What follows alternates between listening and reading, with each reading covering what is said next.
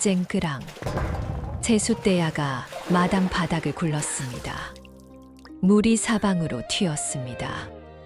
이른 아침 햇살 속에 물방울이 흩어지며 반짝였습니다. 그 물을 고스란히 뒤집어 쓴 것은 대야가 아니었습니다.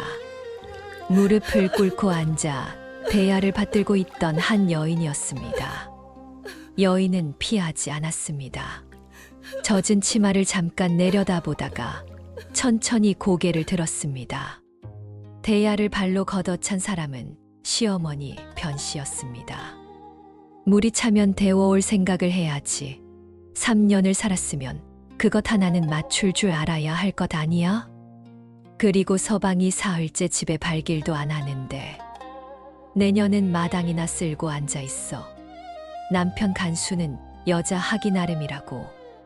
내가 집구석에서 그 모양이니까 서방이 밖으로 도는 거 아니야. 여러분, 여기 한 여인이 있습니다. 이름은 연희, 박간의 딸로 태어나 18배 이 집에 시집을 왔습니다. 시집 온 지 3년이 넘도록 단 하루도 빠짐없이 새벽 우물물을 길어 시어머니 새순물을 대령했습니다. 밥 한 끼 제때 먹은 날보다 굶은 날이 더 많았습니다. 그런데 오늘 이 여인은 그 집에서 쫓겨나게 됩니다. 그것도 빈 몸으로. 아닙니다.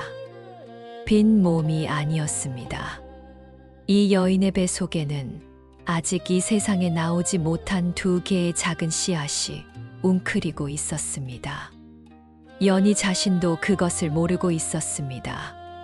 그 씨앗이 훗날 어떤 싹을 틔우는지 지금부터 그 이야기를 들어보시겠습니다. 연희가 이 집에 시집 온 것은 18배 봄이었습니다. 부모님은 진작에 돌아가셨고 오라버니 하나가 있었으나 그 형편이 연희보다 더 어려웠습니다. 의지할 곳이 없는 처지였습니다. 그런 연희에게 혼사 이야기가 들어왔을 때 연희는 오래 생각하지 않았습니다. 어디든 가야 했고 누군가의 곁에 있어야 했습니다. 세상에 혼자 선다는 것이 얼마나 무서운 일인지 연희는 그때 이미 알고 있었으니까요. 신랑감은 이가라 했습니다. 처음 인사를 나눌 때 이가는 말이 달았습니다.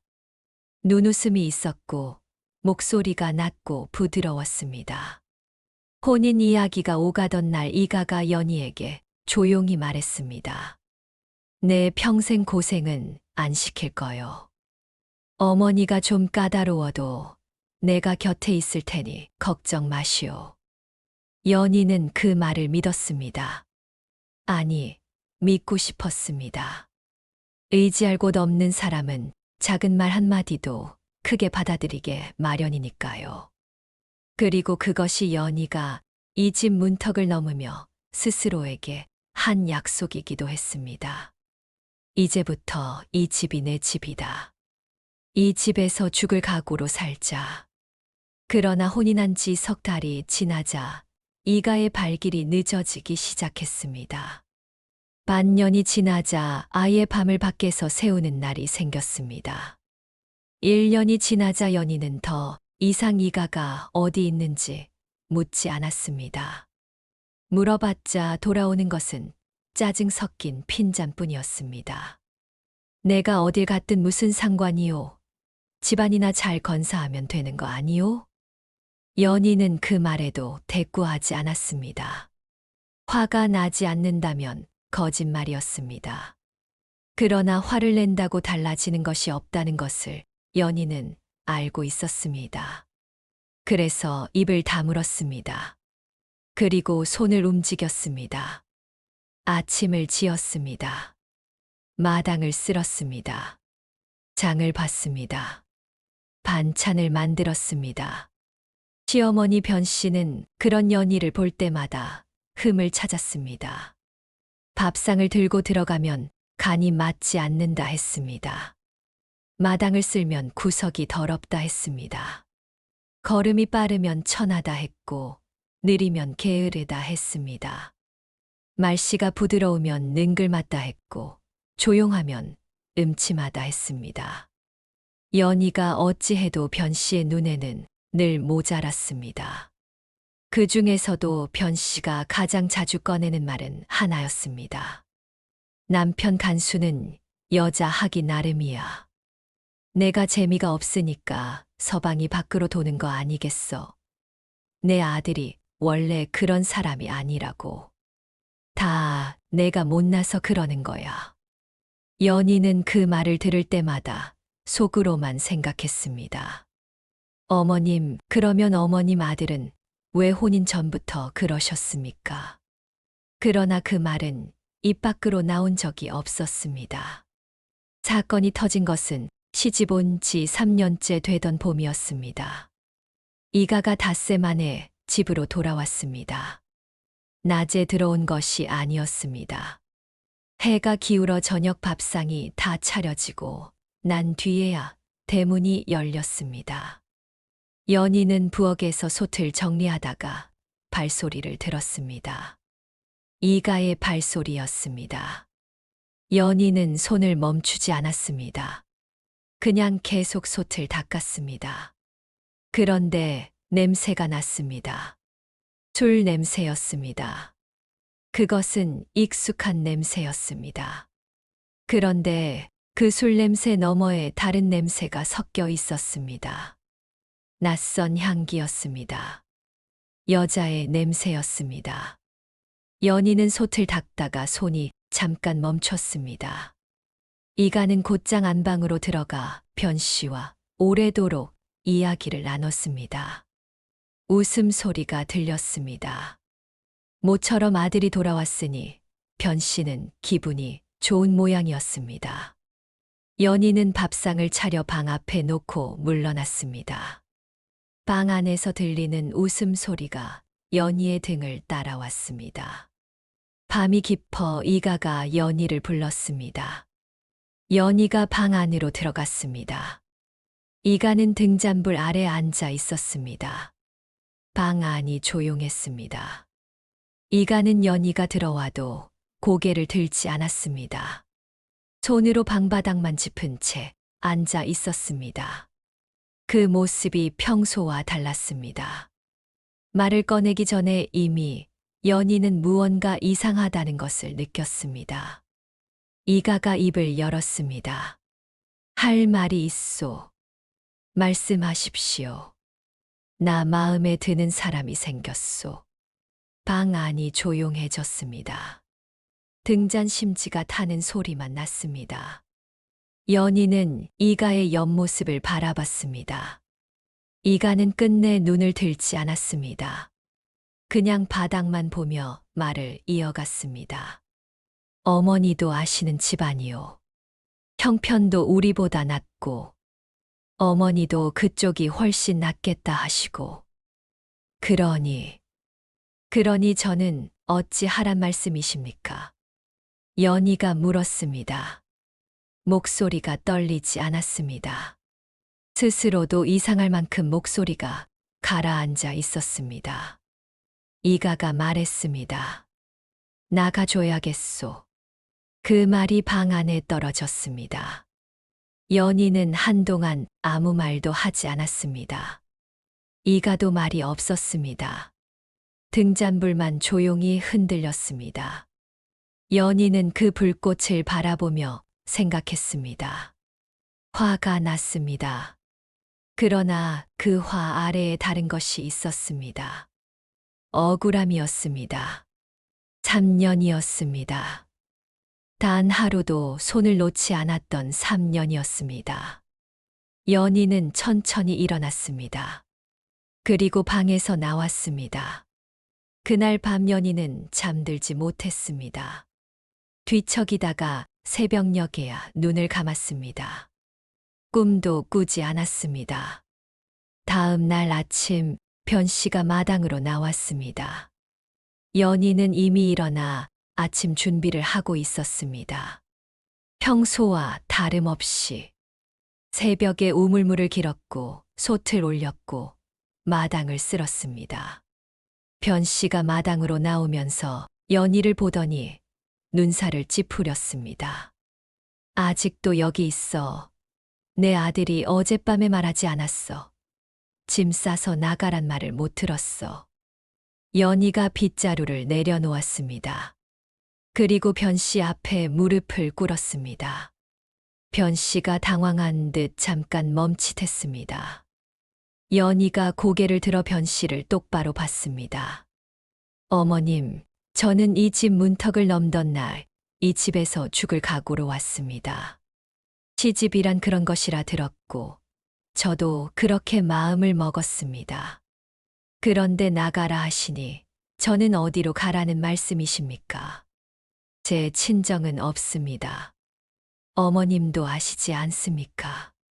갈 곳이 없는 사람더러 나가라 하시면 저는 이 대문 밖에서 죽으란 말씀이십니까? 변 씨의 눈이 가늘어졌습니다. 어디서 감히 눈을 똑바로 뜨고 서방이 나가라 했으면 나가면 되는 거지. 뭘 이리 주저리야. 어머님, 소박을 맞으려면 칠거지약이 있어야 한다 들었습니다. 제가 어떤 죄를 지었는지 말씀해 주시면 달게 받겠습니다. 그러나 죄도 없이 내쫓기는 것은 받아들이기 어렵습니다. 변 씨의 얼굴이 붉어졌습니다. 죄가 없다고 3년을 살면서 아이 하나 못 낳은 게 죄가 아니야? 내 배가 말라비틀어졌으니까 아이가 안 생기는 거 아니야? 그 쓸모없는 배를 달고 뭘 며느리 노릇을 한다고. 그 말이 연희의 가슴에 꽂혔습니다. 무자. 자식을 낳지 못하면 내칠 수 있다는 칠거지약 중 하나였습니다. 변 씨가 그것을 들고 나왔습니다. 연희는 그 말 앞에서 더 이상 버틸 말이 없었습니다. 자신도 몰랐습니다. 바로 그 순간에도 배 속에 이미 2개의 씨앗이 자리 잡고 있다는 것을. 연희는 천천히 일어났습니다. 그러나 바로 물러서지 않았습니다. 어머님, 한 가지만 여쭙겠습니다. 제가 이 집에 있는 동안 밥상을 한 번이라도 늦게 올린 적이 있었습니까? 새벽에 일어나지 않은 날이 있었습니까? 제 손으로 하지 않고 남에게 미룬 일이 있었습니까? 변 씨가 말을 하려다 잠깐 멈췄습니다. 그게 지금 무슨 소리야? 있으면 말씀해 주십시오. 없으면 없다고만 해 주십시오. 방 안에서 이가가 기침 소리를 냈습니다. 변 씨가 소리쳤습니다. 시끄러워. 짐이 났어. 연희는 더 이상 말하지 않았습니다. 고개를 한 번 숙이고 방으로 들어갔습니다. 보따리를 쌌습니다. 옷 2벌, 어머니가 남겨준 옥반지 하나, 비녀 하나. 3년을 살았지만 연희의 것은 그것이 전부였습니다. 보따리가 작았습니다. 연희는 그것을 들고 방문을 열었습니다. 이가가 마루에 서 있었습니다. 2 사람이 마주쳤습니다. 이가가 시선을 피했습니다. 연희는 이가를 한참 바라봤습니다. 하고 싶은 말이 없지 않았습니다. 그러나 연희는 그 말들을 전부 삼켰습니다. 이 사람에게 무슨 말을 해도 이 사람은 듣지 않을 것이었습니다. 처음부터 그런 사람이었습니다. 연희가 그것을 너무 늦게 알았을 뿐이었습니다. 연희가 대문을 향해 걸었습니다.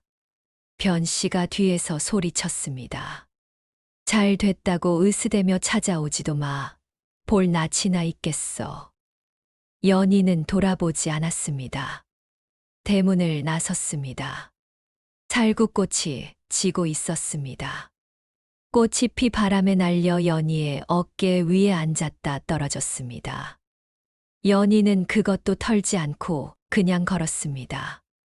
한 발, 또 한 발. 앞으로만 걸었습니다. 어디로 가야 하는지 몰랐습니다.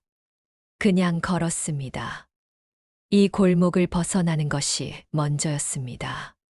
한참을 걷다가 연희는 시장 어귀처마 밑에 멈춰 섰습니다. 다리가 풀렸습니다. 보따리를 내려놓고 그 자리에 주저앉았습니다. 사람들이 지나쳤습니다. 장사꾼들이 짐을 지고 지나갔고 안악들이 광주리를 이고 지나갔습니다.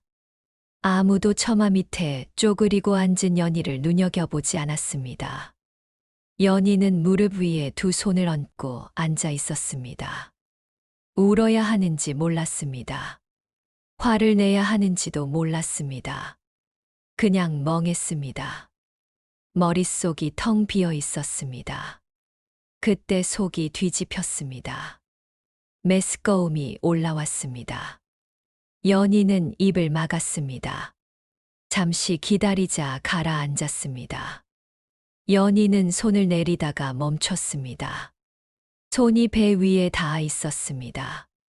연희는 그 손을 내리지 않았습니다. 메스꺼움이었습니다. 며칠 전부터 있었습니다. 그것이 무엇을 뜻하는지 그 순간 연희는 알았습니다. 아무 말도 나오지 않았습니다. 연희는 배 위에 얹은 손을 꼭 쥐었습니다. 주먹 쥐듯 꼭. 바깥은 여전히 시끄러웠습니다. 장사꾼 소리, 사람 소리, 바람 소리. 그 모든 소리가 멀리서 들리는 것 같았습니다. 눈물이 났습니다. 소리는 내지 않았습니다. 그냥 뺨을 타고 조용히 흘렀습니다. 연희가 속으로 말했습니다. 그래, 울지 말자. 울면 내가 놀랄 거잖아. 어메가 여기 있다. 어메가 여기 있으니까 겁내지 마라. 처마 밑으로 바람이 불어왔습니다. 살구꽃 찻잎이 날아와 연희의 무릎 위에 내려앉았습니다. 연희는 그것을 한참 바라봤습니다. 그리고 천천히 일어났습니다. 보따리를 들었습니다. 다시 걸었습니다. 시장은 살아있는 것이었습니다. 아침 해가 뜨기 무섭게 골목마다 사람이 몰렸습니다. 생선 장수가 목청을 높이고 포목 장수가 지나는 사람 소매를 잡았습니다. 엿장수 가위 소리가 골목을 돌아다니고 두부 장수 소리가 그 뒤를 따랐습니다. 사람 냄새, 음식 냄새, 흙 냄새가 뒤섞인 그 좁은 골목이 연희에게는 처음엔 낯설고 무서웠습니다. 연희가 시장 처마 밑에서 사흘을 버텼습니다. 첫날은 그냥 앉아 있었습니다. 어디로 가야 할지 몰랐습니다. 보따리를 끌어안고 사람들이 오가는 것을 바라봤습니다. 이따금 속이 울렁거렸습니다. 입덧이었습니다. 연희는 입을 틀어막고 참았습니다. 지나가는 사람들 눈에 띄고 싶지 않았습니다. 둘째 날은 배가 고팠습니다. 옥반지를 팔면 며칠은 먹을 수 있었지만 연희는 그것만은 팔고 싶지 않았습니다. 어머니가 남겨준 것이었습니다. 셋째 날은 몸이 떨렸습니다. 내가 굶어도 되는데 배 속의 아이는 굶으면 안 된다는 생각이 연희를 일어서게 했습니다. 연희는 시장 골목을 돌아다녔습니다. 일을 구해야 했습니다. 그러나 쉽지 않았습니다. 포목전 주인은 연희의 사정을 듣더니 고개를 저었습니다. 서방도 없고 친정도 없다고. 그런 여자 데리고 있다가 무슨 일 생기면 내가 책임져야 해. 안 돼. 떡집 안악은 말도 끝까지 듣지 않았습니다. 혼자 온 여자는 안 받아. 뒤탈이 무서워서. 반찬 가게 주인은 연희가 말을 꺼내기 무섭게 손을 저었습니다. 우리 가게는 사람 필요 없어. 방금 전에 사람 구한다고 소리치던 가게였습니다. 연희는 아무 말도 하지 않고 돌아섰습니다. 의지할 곳 없는 여자 혼자라는 것이 가장 큰 흠이었습니다. 사람들은 뒤가 없는 사람을 믿지 않았습니다. 무슨 일이 생겼을 때 책임을 물을 곳이 없다는 것이 두려운 것이었습니다. 연희는 그것을 알았습니다. 알면서도 발걸음을 멈추지 않았습니다. 골목을 돌고 또 돌았습니다. 그러다 시장 안쪽 깊숙한 곳에 있는 작은 주막 앞에 멈췄습니다.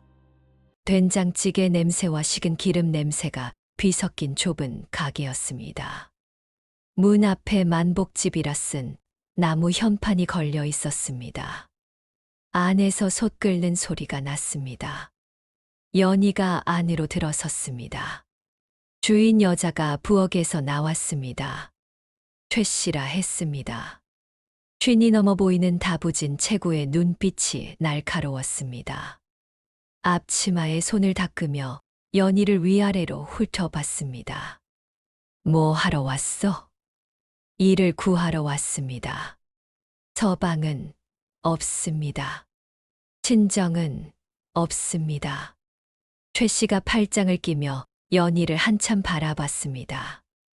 연희는 시선을 피하지 않았습니다. 피하면 진다는 것을 알았습니다. 이 사람한테도 거절당하면 오늘 또 굶어야 했습니다. 배 속의 아이가 또 굶어야 했습니다. 최 씨가 물었습니다. 어쩌다 이렇게 됐어? 연희가 짧게 대답했습니다. 쫓겨났습니다. 시집에서. 예. 최 씨가 한숨을 쉬었습니다. 부엌 쪽을 한번 보더니 다시 연희를 봤습니다.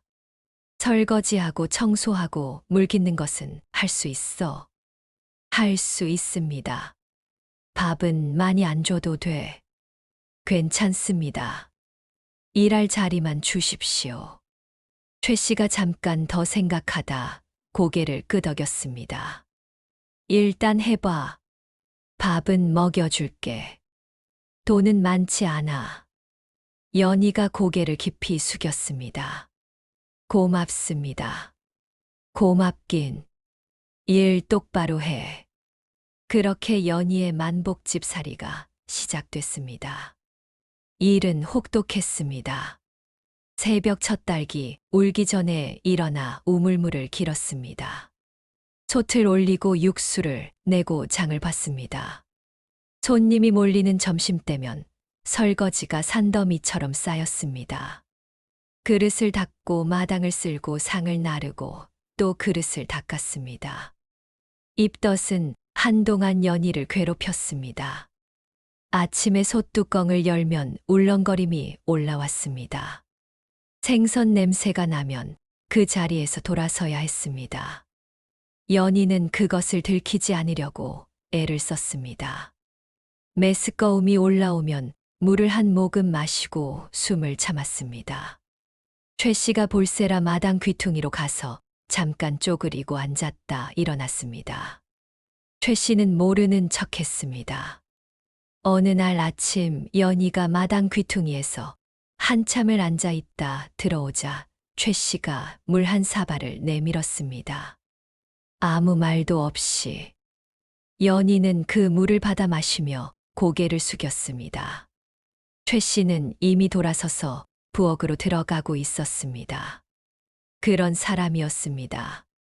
달이 지나면서 연희의 배가 조금씩 불러왔습니다. 최 씨가 어느 날 연희를 불렀습니다.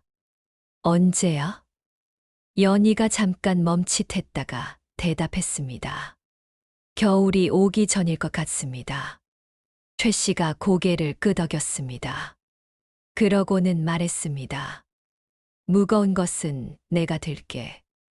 물독은 작은 걸로 써. 그게 전부였습니다. 더 묻지 않았습니다.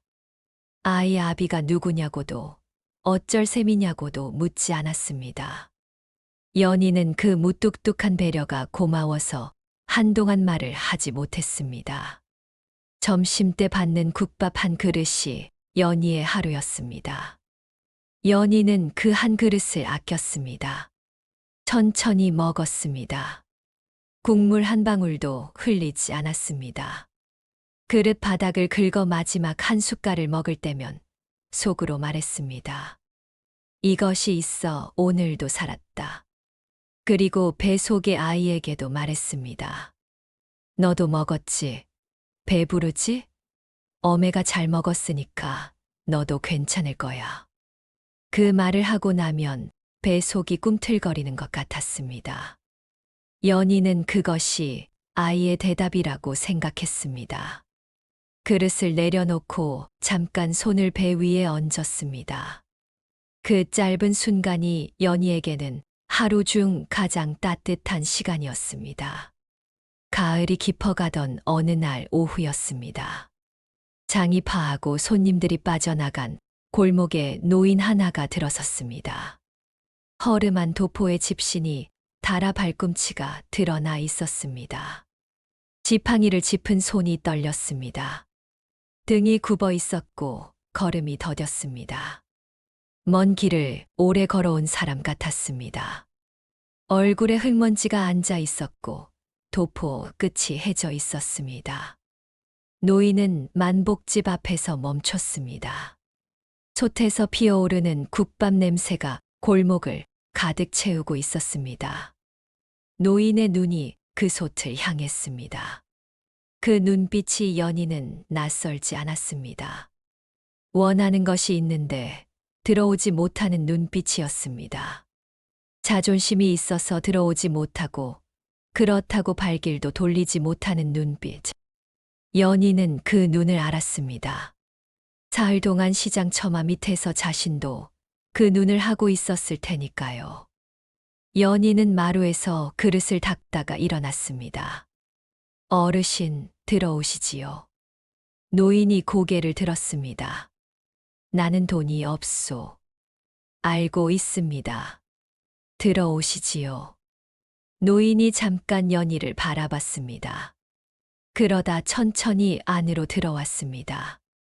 연희가 구석 자리로 안내했습니다. 노인이 지팡이를 옆에 세우고 앉았습니다. 앉는 것도 힘겨워 보였습니다. 최 씨는 안방에 있었습니다. 연희는 솥으로 갔습니다. 아직 남아있는 국밥을 뚝배기에 담았습니다. 국물을 넉넉하게 떴습니다. 고기 건더기도 한 점 더 건졌습니다. 깍두기를 한 종지 곁들이고 숟가락을 얹었습니다. 상을 들고 나가 노인 앞에 조용히 내려놓았습니다. 노인은 한동안 뚝배기를 내려다봤습니다. 따뜻한 김이 노인의 얼굴로 올라왔습니다. 노인의 두 손이 천천히 상 위에 올라왔습니다. 주름진 손이었습니다. 오래 살아온 손이었습니다. 고맙소.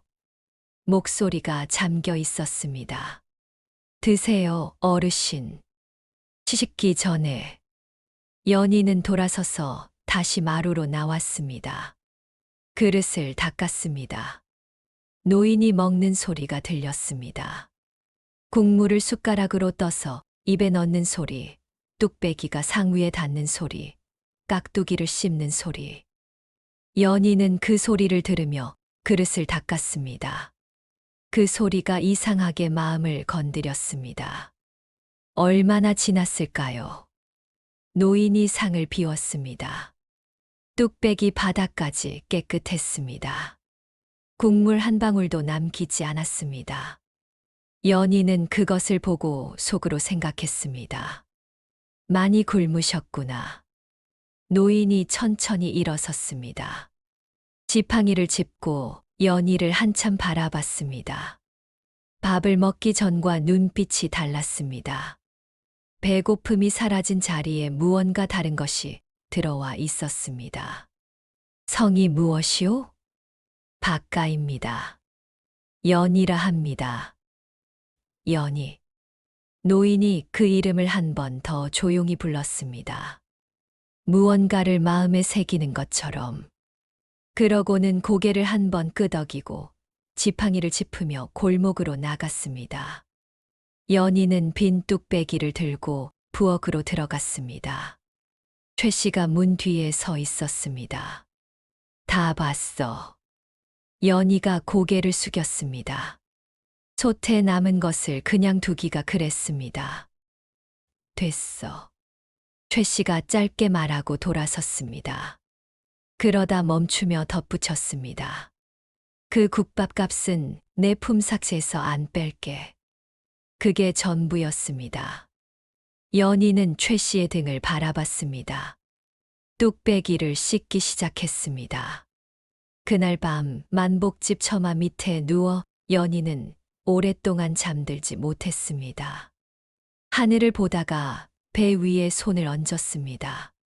오늘 내가 드린 것은 국밥 한 그릇이었는데, 그것도 내 것이 아닌 것을 드렸는데, 마음이 가벼웠습니다. 이상하게도 마음이 가벼웠습니다. 배는 고팠지만 마음이 가벼웠습니다. 연희는 그 이유를 굳이 생각하지 않았습니다. 그냥 그 가벼움을 품은 채 눈을 감았습니다. 골목 어딘가에서 바람이 불었습니다. 겨울이 오기 전에 연희는 아이를 낳았습니다. 산팔을 부를 돈이 없었습니다. 최 씨가 팔을 걷어붙이고 곁에 섰습니다. 만복집 창고 한켠에 짚을 두텁게 깔고 등잔 하나를 켰습니다. 바깥에는 찬바람이 불었습니다. 창고 문틈으로 바람이 스며들었습니다. 최 씨가 헌 포대기로 문틈을 막았습니다. 진통은 해가 지면서 시작됐습니다. 연희는 이를 악물었습니다. 소리를 참았습니다. 아파서 참은 것이 아니었습니다. 이 좁은 골목의 소리가 퍼지는 것이 쉬웠습니다. 누군가의 구경거리가 되고 싶지 않았습니다. 최 씨가 연희의 손을 잡았습니다. 소리 질러도 돼. 여기 너 말고 없어. 연희가 고개를 저었습니다. 괜찮습니다. 괜찮긴 뭐가 괜찮아, 이 사람이. 최 씨가 투덜거리면서도 손을 놓지 않았습니다. 밤이 깊어갔습니다. 진통이 거듭됐습니다. 연희는 숨을 골랐습니다. 밀려오면 버텼고 가라앉으면 숨을 쉬었습니다. 그 사이사이에 연희가 속으로 말했습니다. 조금만 기다려라. 조금만. 첫 번째 아이가 세상으로 나온 것은 한밤중이었습니다. 울음소리가 창고를 가득 채웠습니다. 작고 우렁찬 소리였습니다. 최 씨가 받아들고 연희에게 보여주려는데 갑자기 표정이 굳었습니다. 연희. 예. 또 온다. 연희가 눈을 감았다 떴습니다. 두 번째 울음소리가 첫 번째 울음소리와 섞였습니다. 두 울음소리가 창고 안을 가득 채웠습니다. 최 씨가 두 아이를 연희 곁에 눕히며 말했습니다. 아들, 딸. 연희는 천장을 봤습니다. 집 냄새가 났습니다. 등잔불이 흔들렸습니다. 창고 문틈으로 찬바람 소리가 들렸습니다. 연희는 그 소리를 들으며 한참을 그냥 누워 있었습니다. 온몸이 탈진해 있었습니다. 그런데 이상하게 눈물이 나지 않았습니다. 웃음이 났습니다. 소리 없이 얼굴 가득. 연희가 두 팔을 벌렸습니다. 최 씨가 아이들을 연희 품에 하나씩 안겼습니다. 두 아이가 울고 있었습니다. 작고 붉은 얼굴로 온 힘을 다해 울고 있었습니다.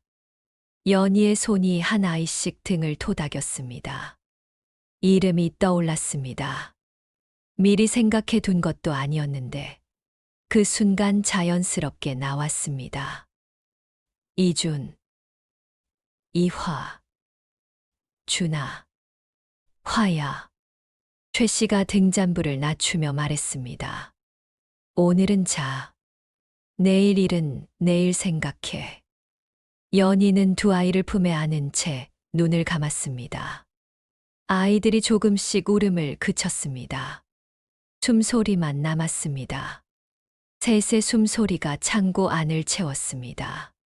그날 밤 연희는 깊이 잠들었습니다. 몸조리는 없었습니다. 사흘째 되던 날 연희는 일어났습니다. 최 씨가 소리를 질렀습니다. 미쳤어. 지금 일어나면 나중에 몸 다 망가져. 누워 있어. 누워 있으면 밥이 안 나옵니다.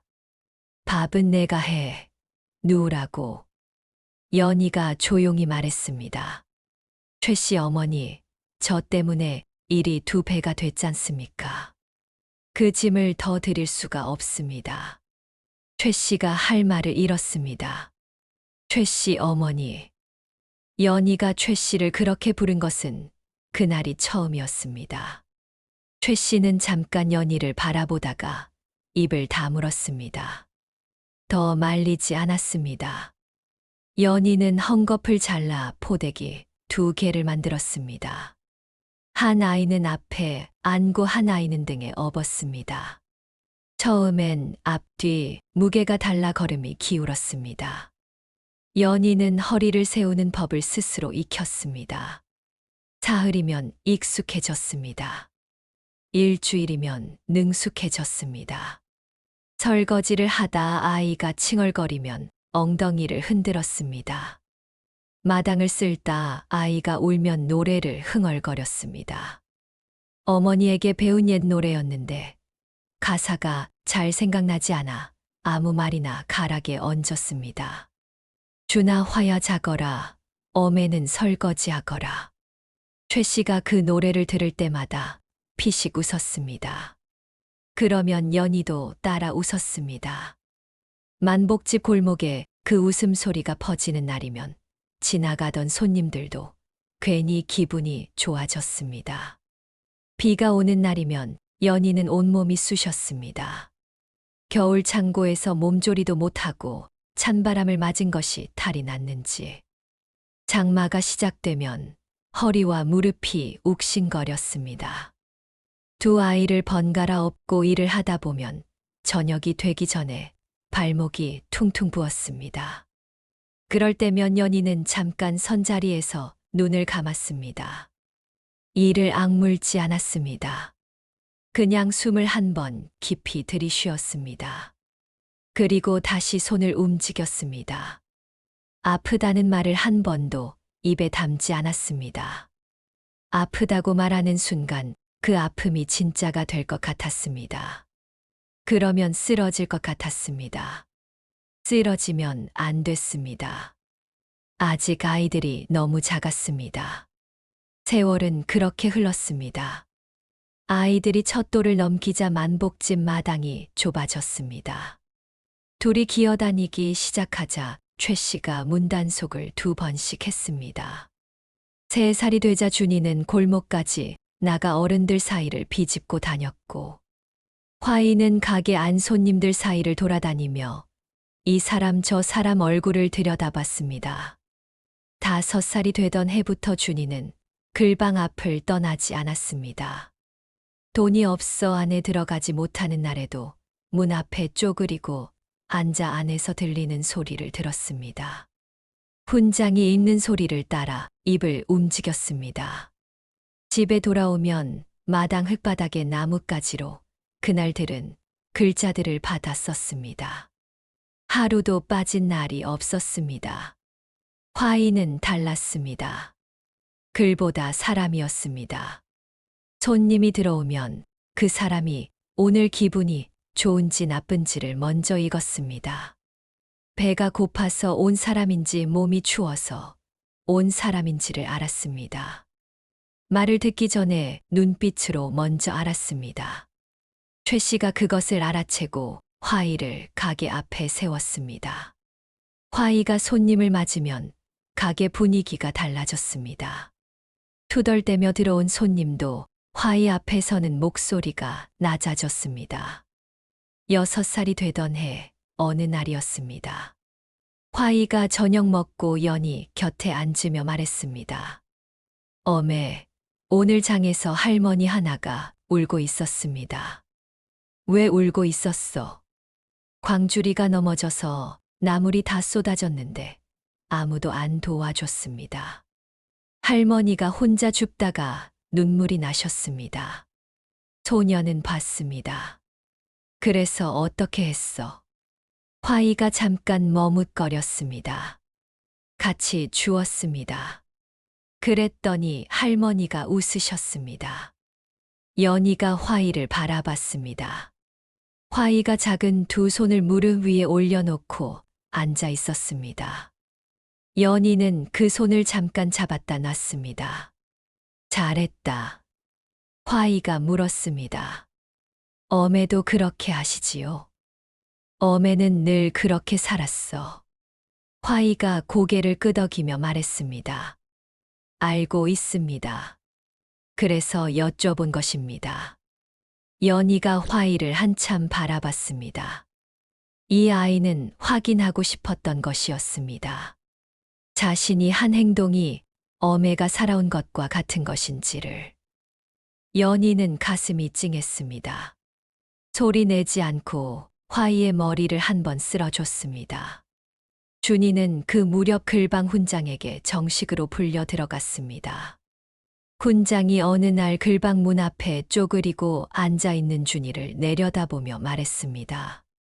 너 며칠째 거기 앉아있는 거냐? 열이틀입니다. 훈장이 잠깐 말을 잃었습니다. 들어와라. 돈이 없습니다. 들어오라 했다. 그날부터 준이는 글방 안에 앉았습니다. 훈장은 돈 이야기를 2번 다시 꺼내지 않았습니다. 준이가 그 값을 다른 방식으로 치렀기 때문이었습니다. 다른 아이들이 이해하지 못해 훈장을 붙잡고 늘어지는 것을 준이가 옆에서 풀어줬습니다. 훈장보다 알아듣기 쉬운 말로. 그러면 아이들이 고개를 끄덕였습니다. 훈장이 어느 날 연희를 불렀습니다. 아이 어머니, 준이 말입니다. 예, 훈장 어른. 저 아이는 그냥 두면 안 됩니다. 제대로 된 곳에서 제대로 배워야 합니다. 제가 아는 곳에 한번 보내보는 것이 어떻겠습니까? 연희가 고개를 숙였습니다. 형편이 어렵습니다. 압니다. 그래도 생각해 보십시오. 저 아이를 그냥 묻어두기엔 아깝습니다. 연희는 그날 밤 오래도록 잠들지 못했습니다. 준이가 어떤 아이인지 연희는 알았습니다. 그러나 안다고 해서 길이 열리는 것은 아니었습니다. 형편이 어렵다는 것도 알았습니다. 그 사이에서 연희는 답을 찾지 못한 채 눈을 감았습니다. 때가 되면 길이 열리겠지. 그것이 연희가 스스로에게 할 수 있는 말의 전부였습니다. 그 무렵 최 씨가 어느 저녁 연희 곁에 앉으며 말했습니다. 저 아이들, 예사 아이들이 아니야. 연희가 대답하지 않았습니다. 준이는 생각이 어른이고 화이는 눈이 어른이야. 어떻게 키운 거야? 연희가 잠깐 생각하다 말했습니다. 저는 아무것도 한 게 없어요. 그냥 옆에 있었어요. 최 씨가 고개를 저었습니다. 옆에 있는 게 제일 어려운 거야. 연희는 그 말에 아무 대꾸도 하지 않았습니다. 그냥 앞을 봤습니다. 만복집 처마 너머로 별이 2개 떠 있었습니다. 나란히 밝게. 연희는 그 별을 한참 바라봤습니다. 준이와 화이가 7살이 되던 해 가을이었습니다. 그날도 장이 서는 날이었습니다. 아침부터 골목이 소란했습니다. 연희는 만복집 마루에서 그릇을 닦고 있었고, 화이는 들어오는 손님을 맡고 있었고, 준이는 마당 한쪽에 앉아 나뭇가지로 땅바닥에 글자를 쓰고 있었습니다. 그때였습니다. 골목 어귀에서 한 사람이 멈췄습니다. 지팡이를 짚은 노인이었습니다. 연희는 그릇을 닦다가 시선이 멈췄습니다. 지팡이를, 굽은 등을, 그리고 낡은 집신을 알아봤습니다. 그런데 이번엔 달랐습니다. 노인 뒤로 갓을 쓴 사내 둘이 따르고 있었습니다. 허리에 찬 패가 예사롭지 않았습니다. 걸음걸이도 눈빛도 달랐습니다. 노인이 골목을 천천히 둘러보다가 만복집 앞에 시선을 멈췄습니다. 그리고 연희를 봤습니다. 연희도 노인을 봤습니다.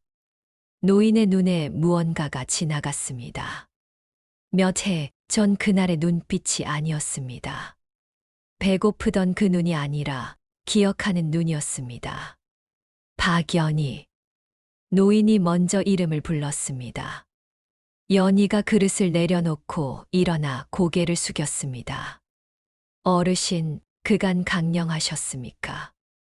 노인이 피식 웃었습니다. 그때 준이가 땅바닥에 나뭇가지를 긋다 말고 고개를 들었습니다. 노인과 뒤의 사내들을 번갈아 봤습니다. 일어서지는 않았습니다. 앉은 자리에서 그냥 바라봤습니다. 노인이 그 눈빛을 알아챘습니다. 아이야, 거기 무엇을 쓰고 있느냐? 글자입니다. 무슨 글자냐? 오늘 장에서 들은 말들입니다. 읽기 전에 써두려고요. 노인의 눈썹이 올라갔습니다. 글을 배웠느냐? 조금 배웠습니다. 노인이 천천히 다가왔습니다. 지팡이를 짚고 허리를 굽혀 땅바닥을 내려다봤습니다. 준이가 나뭇가지로 쓴 글자들이 있었습니다. 노인의 눈이 그것을 읽었습니다. 한 번 읽고 멈췄습니다. 다시 읽었습니다. 뒤에 서 있던 사내 하나가 다가와 땅바닥을 보고는 작게 숨을 들이켰습니다. 7살 아이가 쓴 것이라고 하기엔 글자가 반듯했습니다. 그리고 그 내용이 더 반듯했습니다. 노인이 준이에게 물었습니다. 이것을 누가 가르쳐 줬느냐? 글자는 글방 훈장 어른께 배웠습니다. 이 내용은 소자가 생각한 것입니다. 읽어봐라. 준이가 땅바닥을 짚으며 또렷하게 읽었습니다. 배고픈 사람은 내일을 생각하지 못합니다. 오늘 먹어야 내일을 생각합니다. 골목이 조용해졌습니다. 장사꾼들 소리도 손님들 소리도 잠깐 멀어지는 것 같았습니다. 노인이 준이를 한참 바라봤습니다. 그러다 고개를 들어 연희를 봤습니다. 이 아이 어미가 박연희요. 그렇습니다. 몇 해 전 국밥 한 그릇 기억하오? 있겠습니까, 어르신? 노인이 고개를 끄덕였습니다. 눈빛에 무언가가 굳어지는 것이 보였습니다. 그날 저녁 노인이 최 씨를 따로 불렀습니다. 연희는 아이들과 마당에 있었습니다. 안에서 무슨 말이 오가는지 들리지 않았습니다. 화이가 연희 소매를 잡아당겼습니다. 어메, 저 어르신 보통 분이 아닌 것 같습니다. 왜?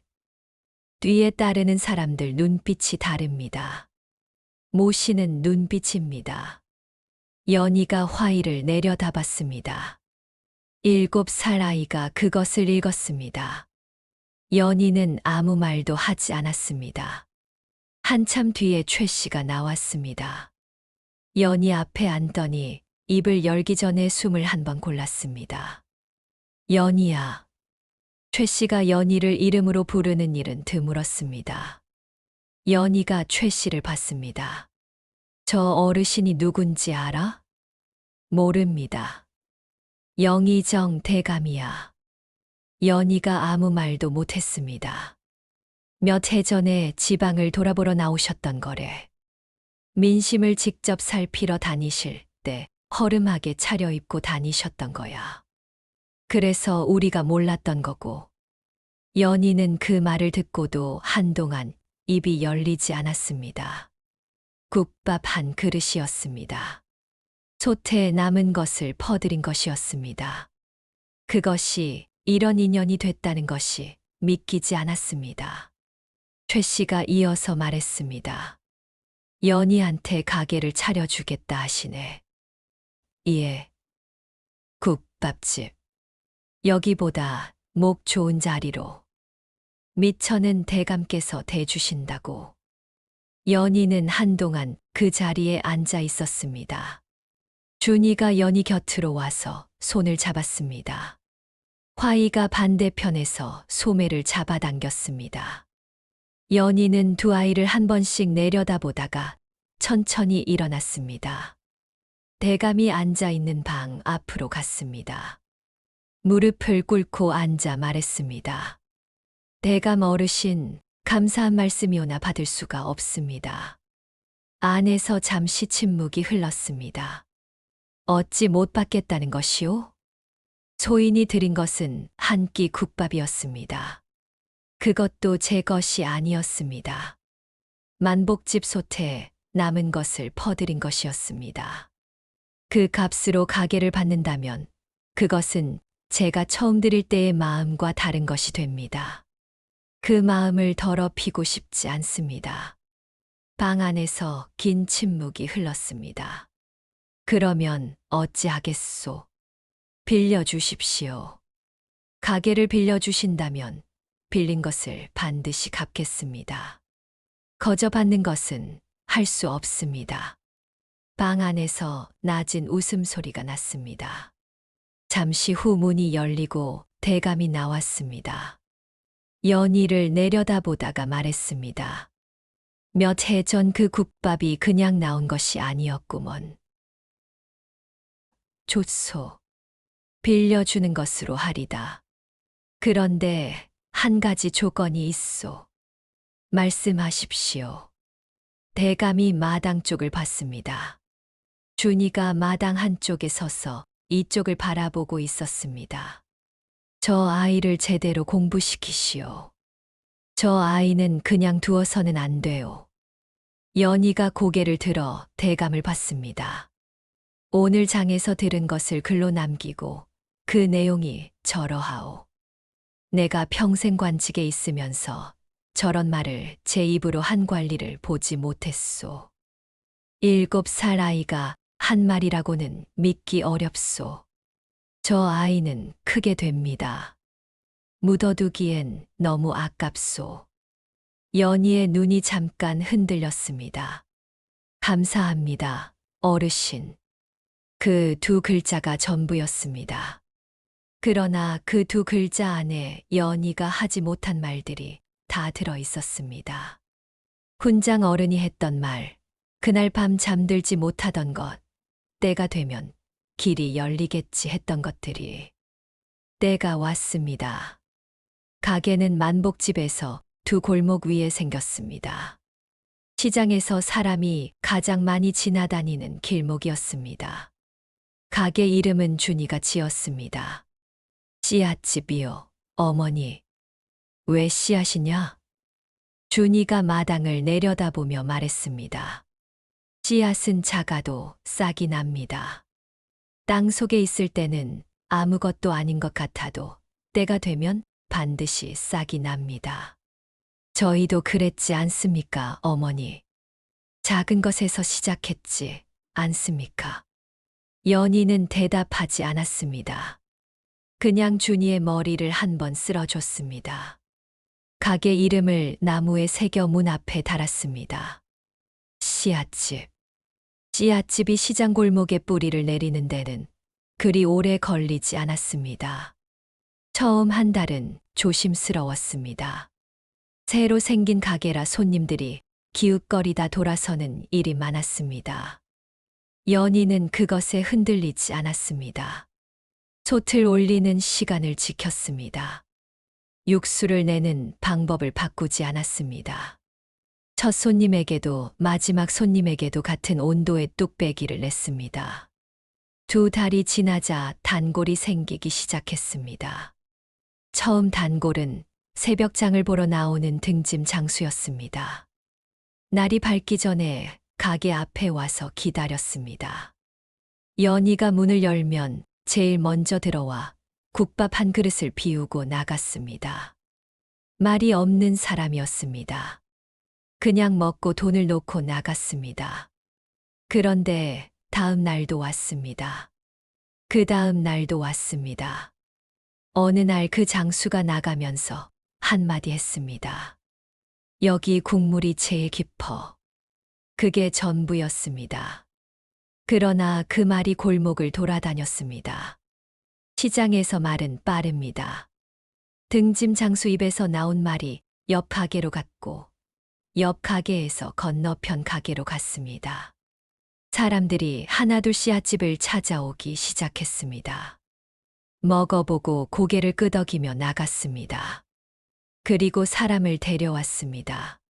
석 달이 지나자 점심때는 자리가 찼습니다. 화이는 그 변화를 누구보다 먼저 알아챘습니다. 손님이 늘면서 뚝배기가 부족해졌습니다. 화이가 연희에게 말했습니다. 어메, 뚝배기를 더 드려야 할 것 같습니다. 얼마나? 지금보다 10개는 더 있어야 할 것 같습니다. 그리고 상도 하나 더 놓을 수 있을 것 같습니다. 저쪽 구석에 자리가 납니다. 연희가 그쪽을 봤습니다. 화이 말이 맞았습니다. 내가 보기엔 어떻게 하면 되겠어? 화이가 잠깐 생각하다 말했습니다. 뚝배기는 장에서 사면 되고 상은 옆 골목 목수 어른께 부탁드리면 사흘이면 됩니다. 목수 어른이 저희 가게 단골이시니까 깎아주실 것 같습니다. 연희가 화이를 바라봤습니다. 10살짜리 아이가 하는 말이었습니다. 그렇게 해라. 화이가 고개를 끄덕이고 골목으로 나갔습니다. 연희는 그 뒷모습을 바라보다가 소트로 돌아섰습니다.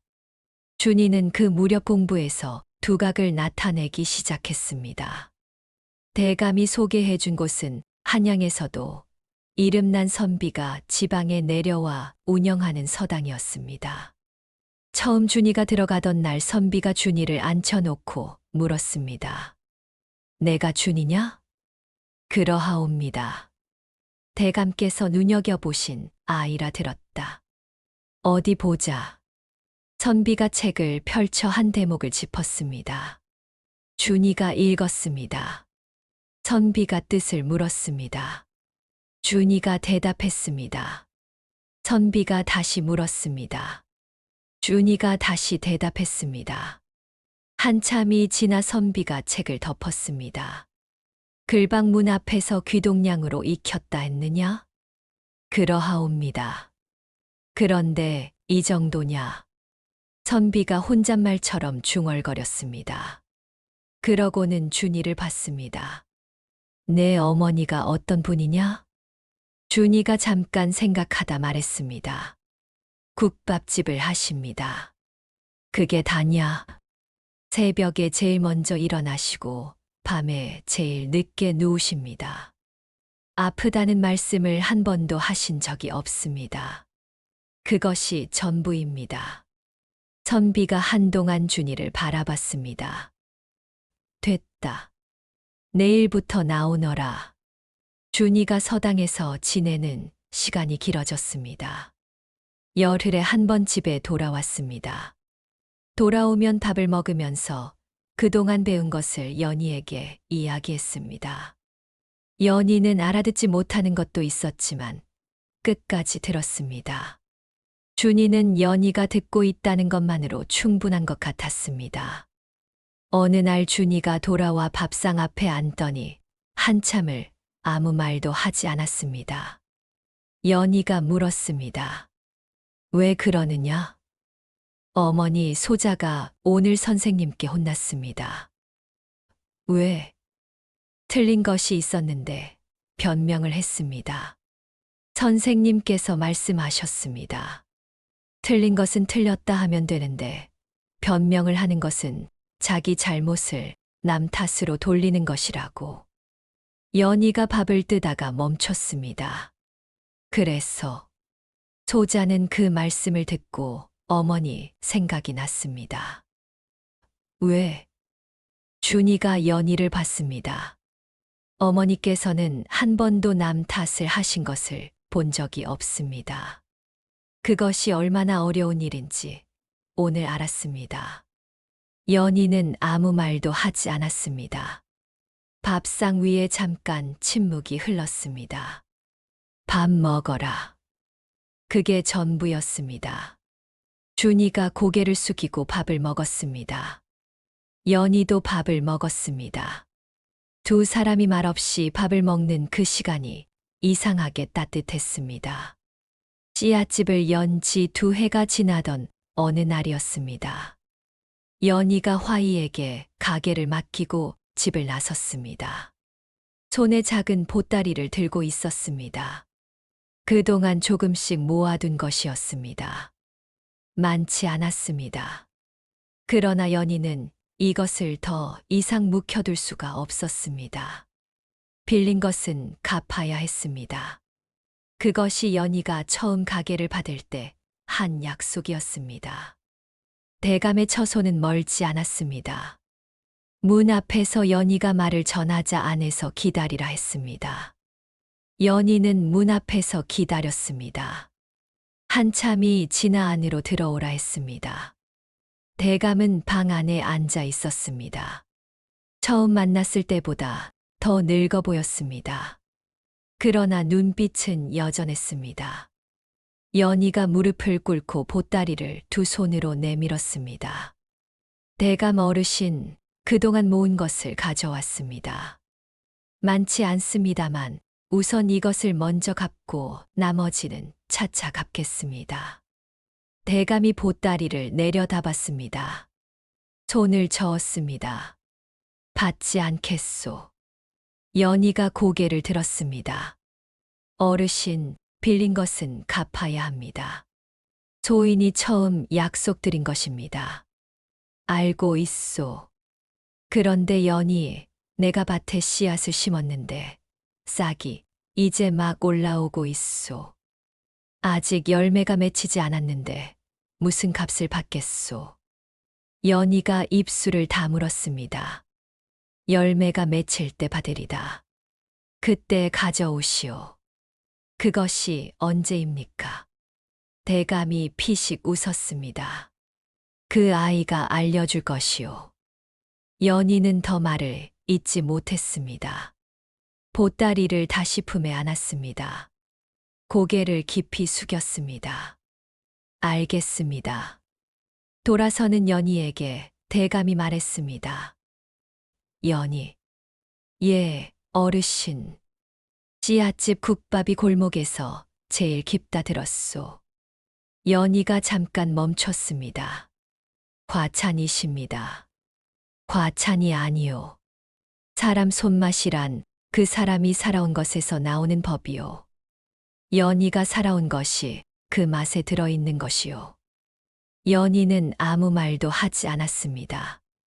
고개를 한 번 더 숙이고 문을 나섰습니다. 집으로 돌아오는 길에 연희는 한동안 걸음을 멈추지 않았습니다.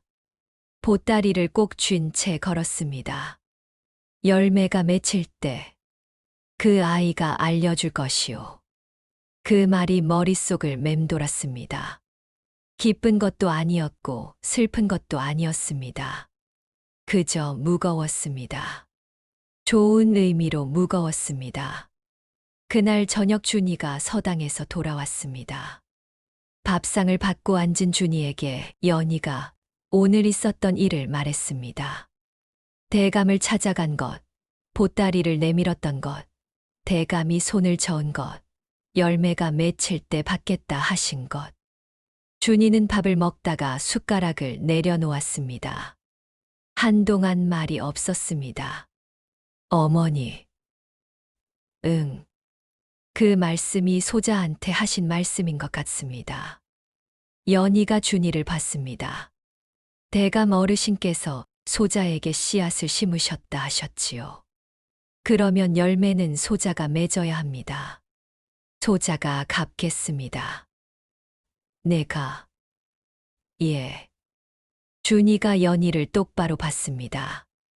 어머니께서 이 집을 일으키셨습니다. 소자는 어머니께서 일으키신 것 위에 더 쌓겠습니다. 대감 어르신의 은혜도 어머니께서 빌린 것도 소자가 반드시 갚겠습니다. 돈으로만이 아니라 소자가 사람이 됨으로써 갚겠습니다.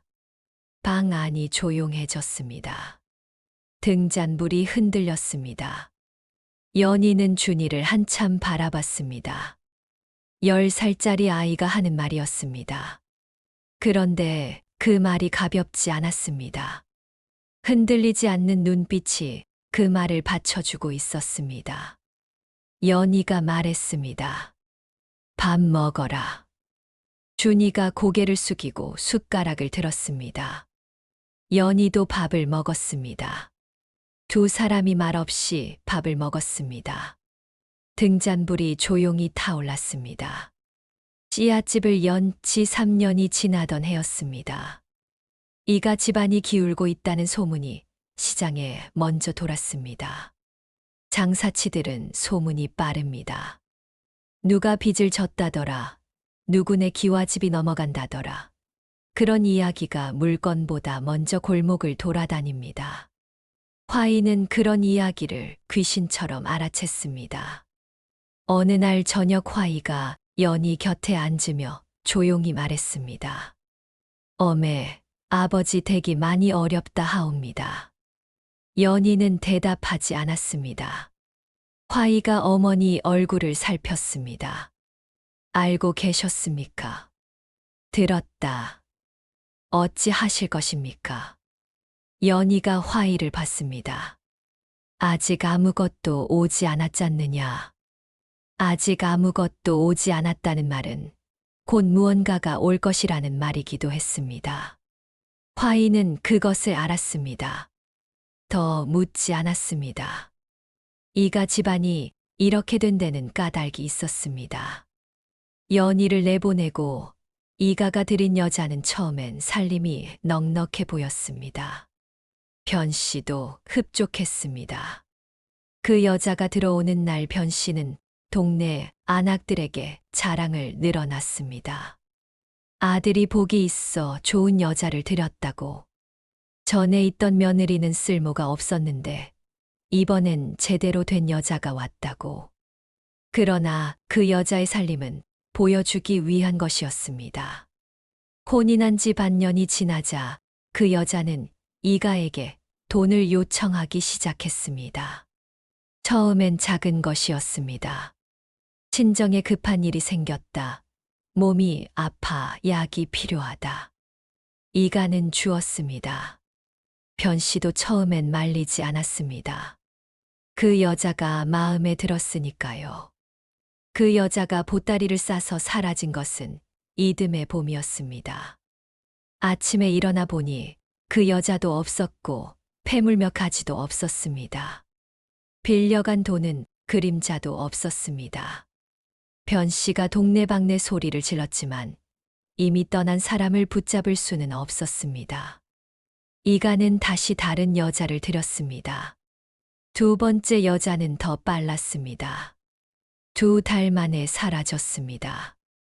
이번엔 폐물뿐 아니라 이가가 아끼던 물건들까지 함께 사라졌습니다. 세 번째는 변씨가 직접 골랐습니다. 이번만큼은 제대로 된 여자를 드리겠다며 변씨가 발품을 팔았습니다. 그렇게 들어온 세 번째 여자는 6달을 버텼습니다. 대신 사라지면서 가져간 것이 훨씬 많았습니다. 변씨가 평생 모아 장롱 깊숙이 감춰둔 돈까지 털어갔습니다. 변씨는 그제야 알았습니다. 그 여자들이 처음부터 이 집을 노리고 들어온 것이었다는 것을. 그러나 이미 늦었습니다. 이가의 집에는 낡은 기와집 한 채와 빚만 남았습니다. 이가는 날마다 술을 마셨습니다. 변씨는 이웃에게 손을 벌리기 시작했습니다. 처음엔 빌려줬습니다. 두 번째도 빌려줬습니다.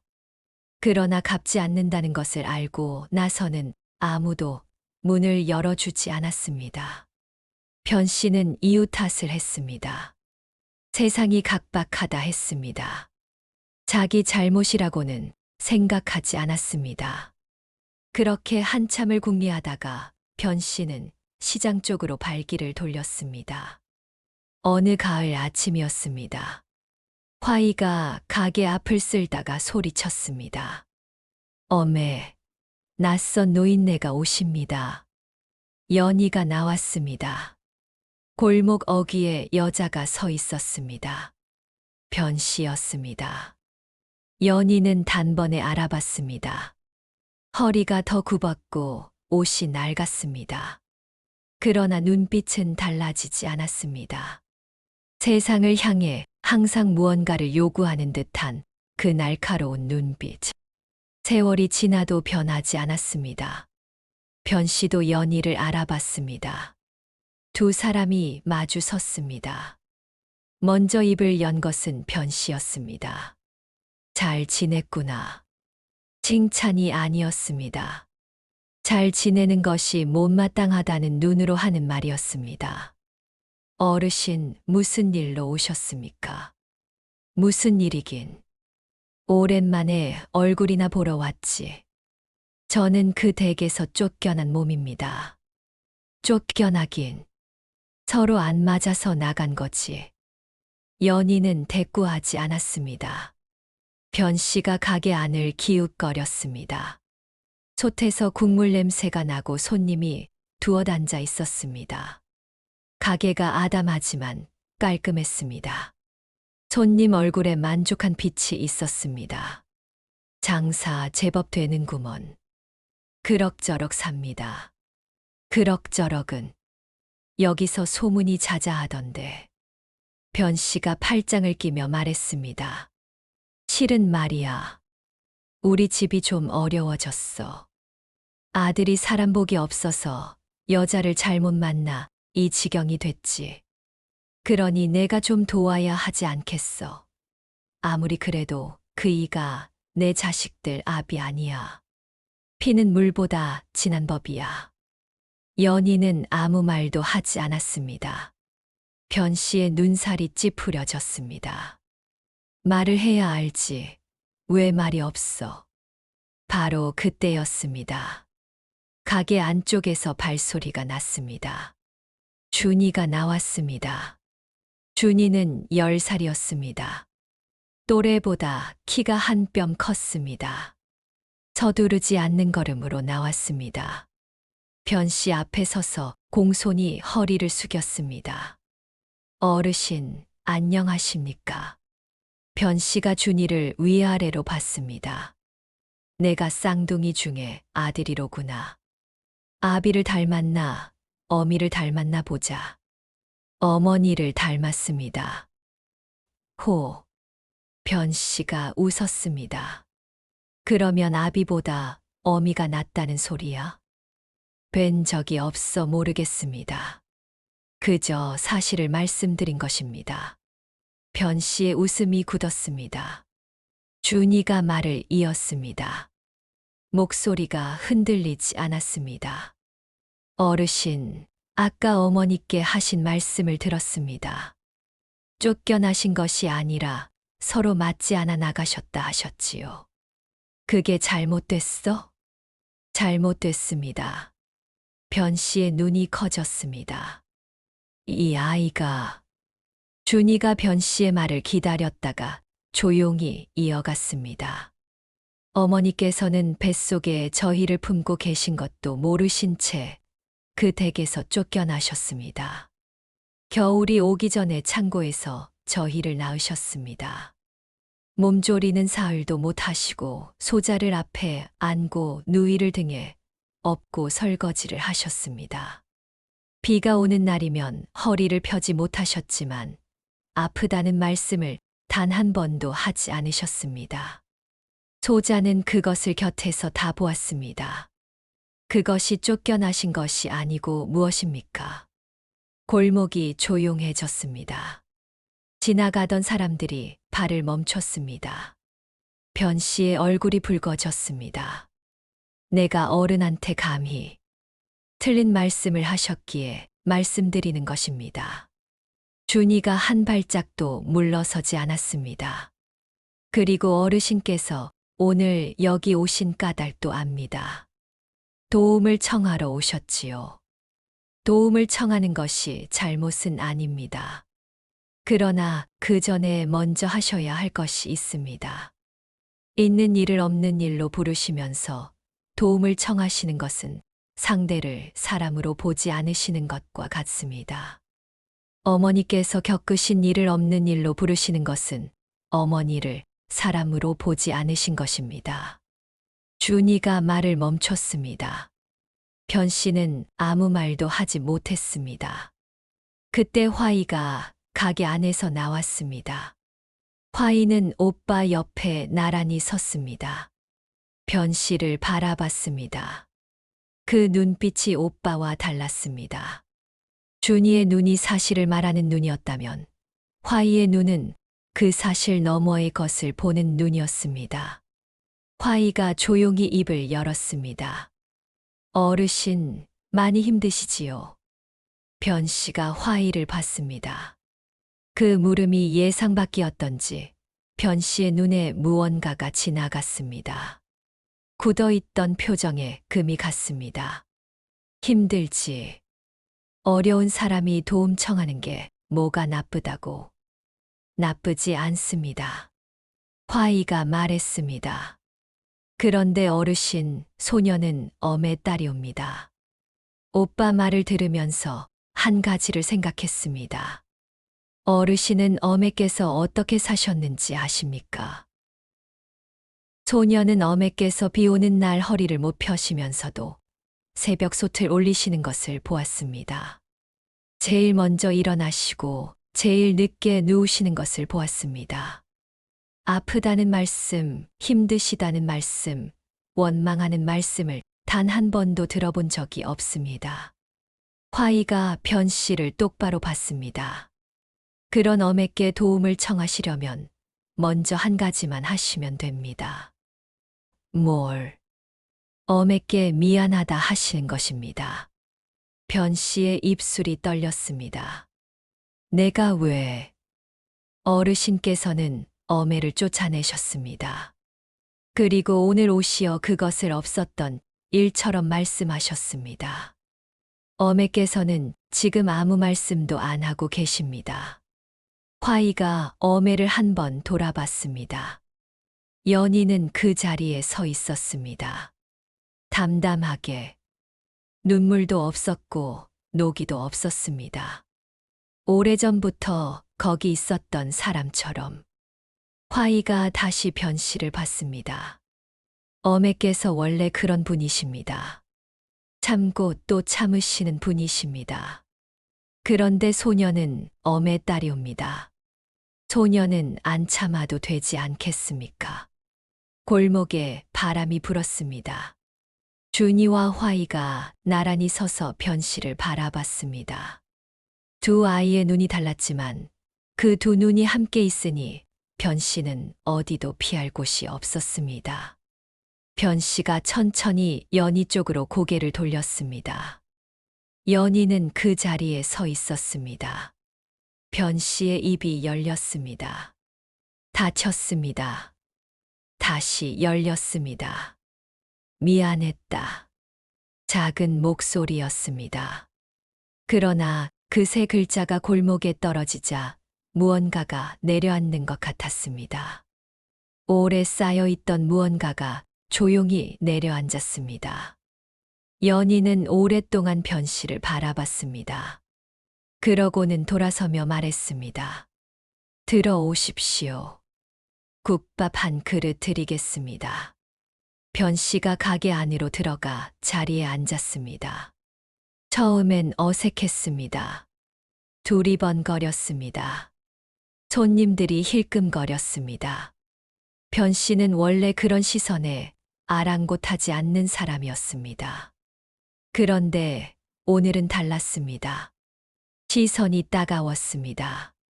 준이와 화이가 한 말이 아직 귓가에 맴돌았습니다. 연희가 뚝배기를 들고 나왔습니다. 장 위에 내려놓았습니다. 깍두기를 곁들였습니다.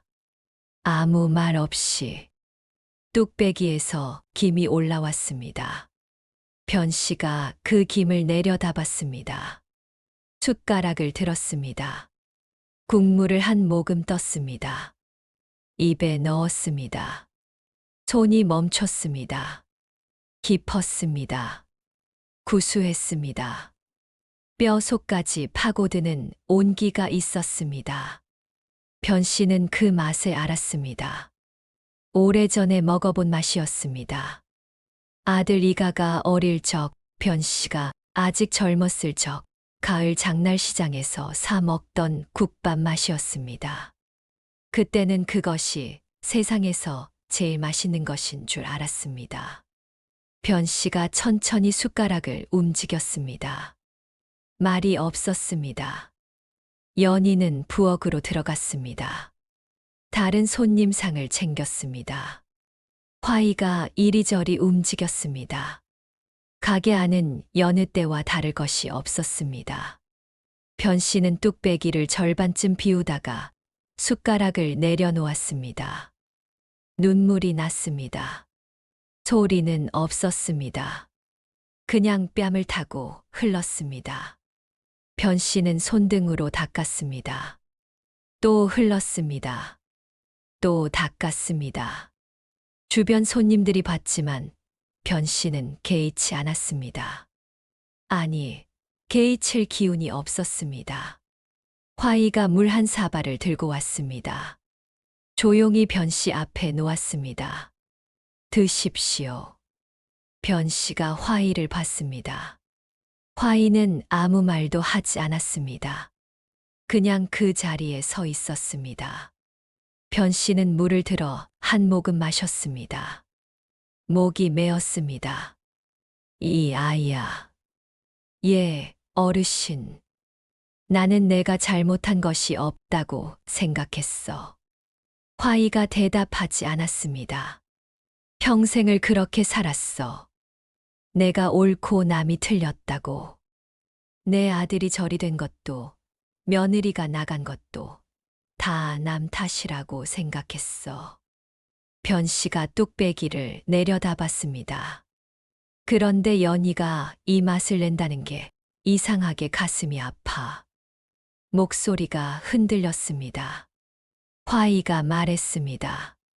어르신, 어매는 이 맛을 내려고 몇 해를 버티셨습니다. 버티시면서 한 번도 누구를 원망하신 적이 없습니다. 그것이 이 맛에 들어있는 것 같습니다. 변 씨가 눈을 감았습니다. 한동안 아무 말도 없었습니다. 한참이 지나 변 씨가 뚝배기를 비웠습니다. 남김없이 비웠습니다. 국물 한 방울도 남기지 않았습니다. 깍두기도 다 먹었습니다. 그러고는 천천히 일어섰습니다. 돈주머니를 꺼냈습니다. 장 위에 놓았습니다. 화이가 말했습니다. 괜찮습니다, 어르신. 받아. 변 씨가 짧게 말했습니다. 밥값은 내야지. 그것도 못 내면 사람이 아니야. 화이는 더 말리지 않았습니다. 변 씨가 가게 문 쪽으로 걸음을 옮겼습니다. 그러다 부엌 앞에서 멈췄습니다. 부엌 안에서 연희가 솥을 젓고 있었습니다. 등이 보였습니다. 예전보다 조금 마른 것 같았습니다. 그러나 그 등이 곧았습니다. 흔들리지 않았습니다. 변 씨가 그 등을 한참 바라봤습니다. 연희야.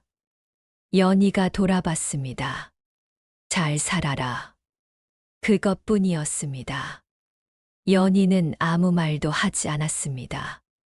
고개를 한 번 숙였습니다. 변 씨가 가게 문을 나섰습니다. 골목으로 나가는 변 씨의 뒷모습이 아까보다 작아 보였습니다. 허리가 굽어서가 아니었습니다. 무언가를 내려놓은 사람의 뒷모습이었습니다. 화이가 문 앞에 서서 그 뒷모습을 바라봤습니다. 준이가 옆에 와서 섰습니다. 두 아이가 나란히 변 씨가 사라지는 골목을 바라봤습니다. 화이가 조용히 말했습니다. 오빠, 저 어르신 다시 오실까? 준이가 잠깐 생각하다 말했습니다. 모르겠다. 그런데 오늘 오신 것만으로도 됐다. 왜? 오늘 저 어르신은 평생 처음으로 자기 잘못을 인정하셨을지 모르니까. 그게 쉬운 일이 아니야. 나이가 들수록 더 어려운 일이야. 화이가 고개를 끄덕였습니다. 엄애는 어떠실까? 두 아이가 동시에 부엌 쪽을 봤습니다. 연희는 솥 앞에 서 있었습니다. 등이 보였습니다. 솥을 젓는 손이 멈추지 않았습니다. 아무 일도 없었던 것처럼. 아니, 있었던 일을 이미 다 받아들인 것처럼. 화이가 부엌으로 들어갔습니다. 연희 곁에 서서 솥 안을 들여다봤습니다. 엄애. 응. 괜찮으십니까? 연희가 솥을 한 번 더 저었습니다. 응. 정말로요? 연희가 화이를 내려다봤습니다. 화이의 눈이 연희를 보고 있었습니다. 그 눈이 어릴 때부터 그랬습니다. 사람 마음속을 들여다보는 눈. 연희는 그 눈앞에서 거짓말을 한 번도 한 적이 없었습니다. 응. 정말로. 연희가 말했습니다. 이상하게 아무렇지 않다. 화이가 잠깐 연희를 바라보다가 솥 앞으로 바짝 붙었습니다. 연희 손에서 국자를 받아 들었습니다. 그러면 소녀가 젓겠습니다. 엄애는 잠깐 쉬십시오.